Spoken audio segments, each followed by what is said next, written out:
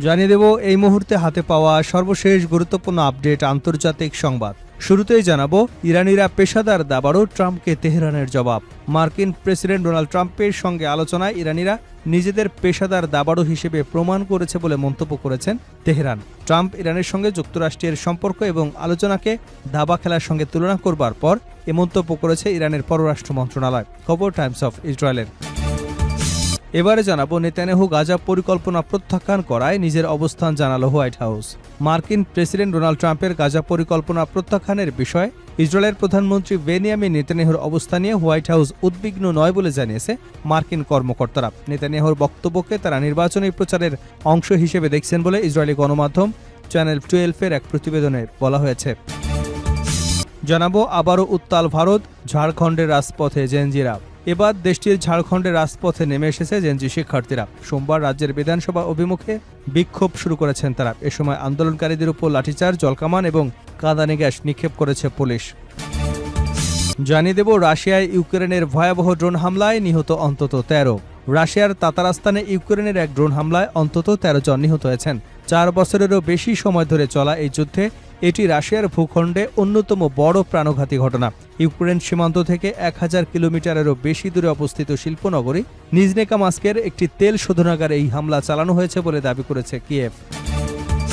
এবারে থাকছে ইরানের পররাষ্ট্রমন্ত্রী এবং স্পিকারকে আলোচনায় আমন্ত্রণ পাকিস্তানের। আলোচনার জন্য ইরানের পররাষ্ট্রমন্ত্রী আব্বাস আরাকচি ও দেশটির পার্লামেন্ট স্পিকার মোহাম্মদ বাঘের গালিবাফকে ইসলামাবাদ সফরের আমন্ত্রণ জানিয়েছে পাকিস্তান। সোমবার ইরানের পররাষ্ট্র মন্ত্রণালয়ের মুখপাত্র ইসমাইল বাঘাই এ তথ্য জানিয়েছে। এবং সর্বশেষ জানাবো 18 মাসের দর কষাকষির পর রাশিয়ান ঘাঁটি নিয়ে সিরিয়ার বড় সিদ্ধান্ত। সিরিয়ার ভূমধ্যসাগরীয় উপকূলে রাশিয়ার সামরিক উপস্থিতি পুনর্গঠনে মস্কোর সঙ্গে সমঝোতার স্মারক সই করেছে দামেস্কো। প্রায় 18 মাসের আলোচনার পর হওয়া এই চুক্তির আওতায় হোমেমিম ঘাঁটিটি এবং তার্তুস নৌঘাটির বেসামরিক স্থাপনাগুলোর নিয়ন্ত্রণ ধীরে ধীরে সিরিয়ার হাতে তুলে দেওয়া হবে। একই সঙ্গে সামরিক স্থাপনাগুলোকে যৌথ প্রশিক্ষণ এবং দক্ষতা উন্নয়ন কেন্দ্রে রূপান্তর করা হবে। এতক্ষণ শুনছিলেন সংবাদ শিরোনাম, এবার থাকছে পুরো সংবাদ। দর্শক, অনুরোধ থাকবে ভিডিওতে একটি লাইক দিন, কমেন্টস করে জানিয়ে দিন এই ভিডিওটি আপনি কোন জেলা থেকে দেখছেন এবং শুনছেন। ইরানিরা পেশাদার দাবাড়ু, ট্রাম্পকে তেহরানের জবাব। মার্কিন প্রেসিডেন্ট ডোনাল্ড ট্রাম্পের সঙ্গে আলোচনায় ইরানিরা নিজেদের পেশাদার দাবাড়ু হিসেবে প্রমাণ করেছে বলে মন্তব্য করেছে তেহরান। ট্রাম্প ইরানের সঙ্গে যুক্তরাষ্ট্রের সম্পর্ক এবং আলোচনাকে দাবা খেলার সঙ্গে তুলনা করার পর এ মন্তব্য করেছে ইরানের পররাষ্ট্র মন্ত্রণালয়। খবর টাইমস অফ ইসরায়েলের। সোমবার সাপ্তাহিক সংবাদ সম্মেলনে ইরানের পররাষ্ট্র মন্ত্রণালয়ের মুখপাত্র ইসমাইল বাঘাই বলেন, আলো চালানো হোক কিংবা নিভিয়ে দেওয়া হোক, ইরানিরা দেখিয়েছে যে তারা পেশাদার দাবাড়ু। বাঘাই পুনর্ব্যক্ত করেন, যতদিন মার্কিন নৌ অবরোধ অব্যাহত থাকবে ততদিন হরমুজ প্রণালী একটি নিরাপদ জলপথ হয়ে উঠেছে একথা বলার জন্য প্রয়োজনীয় পরিস্থিতি তৈরি হবে না। এর আগে ট্রাম্প ইরানের উপর অর্থনৈতিক চাপ অব্যাহত রাখার ইঙ্গিত দেন। একই সঙ্গে হরমুজ প্রণালী খুলে দেওয়ার বিষয়ে তেহরান একগুচ্ছ শর্ত দেওয়ার পর ইরানের বিরুদ্ধে নতুন করে সামরিক হামলার সম্ভাবনা থেকে কিছুটা সরে আসার ইঙ্গিত দেন তিনি। ট্রাম্পকে উদ্ধৃত করে মার্কিন সংবাদ মাধ্যম এক্সিওস জানিয়েছিল, ইরানের বিষয়ে তিনি অপেক্ষাকৃত সংযত অবস্থানে আছেন। ট্রাম্প বলেন, যুক্তরাষ্ট্র ইরানের সঙ্গে কেবল আংশিকভাবে আলোচনা করছেন এবং আপাতত দেশটির পরিস্থিতি পর্যবেক্ষণ করছেন। ইরানের মূল্যস্ফীতি অনেক বেড়েছে এবং দেশটির অর্থ ফুরিয়ে যাচ্ছে বলেও মন্তব্য করেন তিনি। ট্রাম্প আরও বলেন, শেষ পর্যন্ত সব ঠিক হয়ে যাবে, এটি অনেকটা দাবা খেলার মতো। এদিকে মার্কিন কর্মকর্তাদের বরাত দিয়ে দ্য ওয়াল স্ট্রিট জার্নাল জানায়, ইরানের সঙ্গে যুদ্ধে বিজয় ঘোষণা করতে চাইছেন মার্কিন প্রেসিডেন্ট ডোনাল্ড ট্রাম্প। এ লক্ষ্যে তেহরান হরমুজ প্রণালী পুরোপুরি খুলে দিলে ইরানের পারমাণবিক কর্মসূচি নিয়ে নতুন কোনো চুক্তির চেষ্টা থেকে সরে আসার কথা বিবেচনা করেছেন তিনি। প্রতিবেদন অনুযায়ী হরমুজ প্রণালীতে জাহাজ চলাচল স্বাভাবিক করাকে এখন অগ্রাধিকার দিচ্ছে ট্রাম্প প্রশাসন। ইরান পুরোপুরি প্রণালীটি খুলে দিলে চলমান যুদ্ধে বিজয় ঘোষণা করার ভিত্তি তৈরি হবে বলে মনে করছেন ট্রাম্প। মার্কিন কর্মকর্তারা জানিয়েছেন, ট্রাম্প এমনকি ঘনিষ্ঠ কয়েকজন সহযোগীর কাছে পারমাণবিক চুক্তি ছাড়াই ইরান ইস্যু থেকে সরে আসার সম্ভাবনার কথাও ব্যক্তিগতভাবে তুলেছেন। নেতানিয়াহু গাজা পরিকল্পনা প্রত্যাখ্যান করায় নিজেদের অবস্থান জানালো হোয়াইট হাউস। মার্কিন প্রেসিডেন্ট ডোনাল্ড ট্রাম্পের গাজা পরিকল্পনা প্রত্যাখ্যানের বিষয়ে ইসরায়েলের প্রধানমন্ত্রী বেনিয়ামিন নেতানিয়াহুর অবস্থান নিয়ে হোয়াইট হাউস উদ্বিগ্ন নয় বলে জানিয়েছে মার্কিন কর্মকর্তারা। নেতানিয়াহুর বক্তব্যকে তা নির্বাচনী প্রচারের অংশ হিসেবে দেখছেন বলে ইসরায়েলি সংবাদ মাধ্যম চ্যানেল 12-এর প্রতিবেদনে বলা হয়েছে। সম্প্রতি নেতানিয়াহু ট্রাম্পের বোর্ড অব পিস এর 15 দফা পরিকল্পনা প্রত্যাখ্যান করেন। ওই পরিকল্পনায় গাজা থেকে ইসরায়েলি সেনাবাহিনীর প্রত্যাহার এবং হামাসের সম্পূর্ণ নিরস্ত্রকরণের কথা বলা হয়েছে।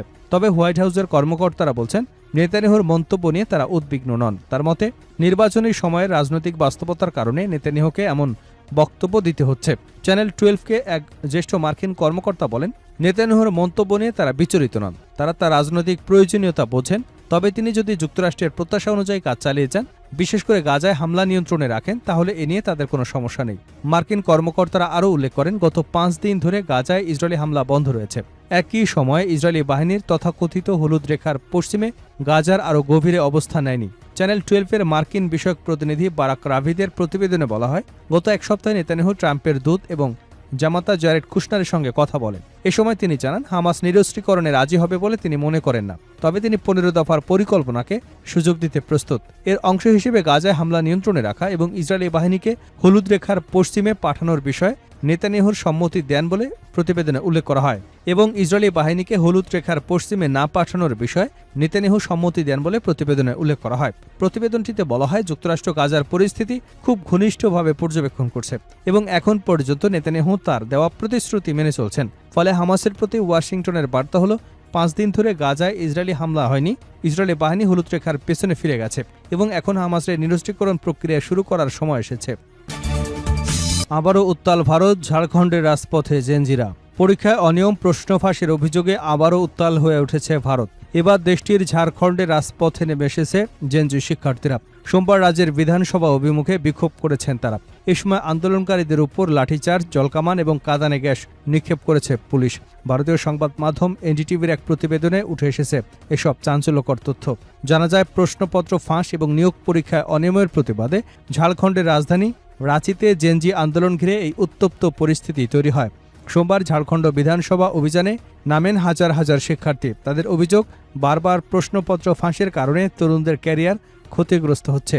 16 দিন ধরে চলা আন্দোলনের অন্যতম কর্মসূচি হিসেবে সোমবার সকাল থেকেই ট্রেন, বাস ও ব্যক্তিগত গাড়িতে রাঁচিতে জড়ো হন হাজার হাজার শিক্ষার্থীরা। পরিস্থিতি নিয়ন্ত্রণে শহর জুড়ে কঠোর নিরাপত্তা ব্যবস্থা নেয় পুলিশ। প্রধান সড়ক এবং বিভিন্ন প্রবেশ পথে তল্লাশি চালানো হয়। শহরের অধিকাংশ স্কুল বন্ধ রাখা হয়। তবে এসব বাধা পেরিয়ে বিধানসভার দিকে এগিয়ে যান আন্দোলনকারীরা। শেষ পর্যন্ত আন্দোলনকারীদের ছত্রভঙ্গ করতে বল প্রয়োগ শুরু করে পুলিশ। লাঠির চার্জের পাশাপাশি নিক্ষেপ করা হয় জলকামান ও কাঁদানে গ্যাস। অথচ রাজ্যের মুখ্যমন্ত্রী হেমন্ত সোরেন বলেছিলেন, লাঠি নয়, আলোচনার মাধ্যমেই হতে পারে সব সমস্যার সমাধান। তবে গতকাল রোববার পর্যন্ত আন্দোলনকারীদের সঙ্গে সরকারের 6 দফা বৈঠক হলেও কোনো সমাধান হয়নি। রাজ্য সরকারের দাবি, তারা শিক্ষার্থীদের 98% দাবি মেনে নিয়েছেন এবং 3টি পরীক্ষা বাতিলের প্রস্তাব দিয়েছেন। তবে আন্দোলনকারীদের অভিযোগ, তারা 13টি পরীক্ষা বাতিলের দাবি জানিয়েছিলেন। এ অবস্থায় আন্দোলনকারীদের অন্যতম নেতা রবীন্দ্র পাসোয়ান জানান, সিবিআই তদন্ত না হওয়া পর্যন্ত তাদের আন্দোলন চলবে। রাশিয়ায় ইউক্রেনের ভয়াবহ ড্রোন হামলা, নিহত অন্তত 13। রাশিয়ার তাতারাস্তানে ইউক্রেনের এক ড্রোন হামলায় অন্তত 13 জন নিহত হয়েছেন। 4 বছরেরও বেশি সময় ধরে চলা এই যুদ্ধে একটি রাশিয়ার মূল ভূখণ্ডে অন্যতম বড় প্রাণঘাতীর ঘটনা। ইউক্রেন সীমান্ত থেকে 1000 কিলোমিটারেরও বেশি দূরে অবস্থিত শিল্পনগরী নিজনেকা মস্কের একটি তেল শোধনাগারে এই হামলা চালানো হয়েছে বলে দাবি করেছে কিয়েভ। জাতিসংঘের তথ্য মতে, চলতি বছর দুপক্ষই দূরপাল্লার হামলার মাত্রা উল্লেখযোগ্যভাবে বৃদ্ধি করেছে। এর ফলে বেসামরিক নাগরিক মৃত্যুর সংখ্যা আশঙ্কাজনকভাবে বেড়েছে। সোমবার আঞ্চলিক প্রেস সার্ভিসের এক বিবৃতিতে বলা হয়, নিজনেকামস্কে হামলায় এখন পর্যন্ত 13 জন নিহত হয়েছেন। কর্তৃপক্ষ আরও জানায়, হামলায় অন্তত 75 জন আহত হয়েছেন। তাদের মধ্যে 21 জনকে হাসপাতালে চিকিৎসা দেওয়া হচ্ছে।